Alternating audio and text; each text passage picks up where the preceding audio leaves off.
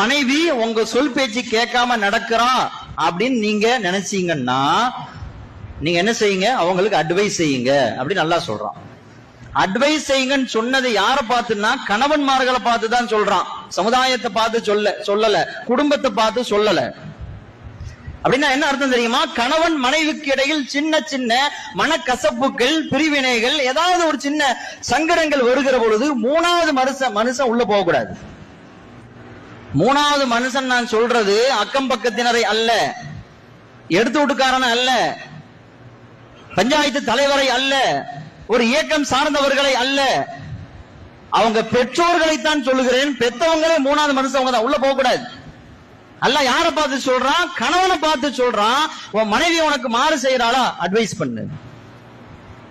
உடனே பிரச்சனையை தூக்கிட்டு பஞ்சாயத்துக்கு போவாத, மஹல்லாவுக்கு போவாத, ஜமாத்துக்கு போவாத. என் மனைவி அப்படி நடக்கிறா இப்படி நடக்கிறா, போகாத.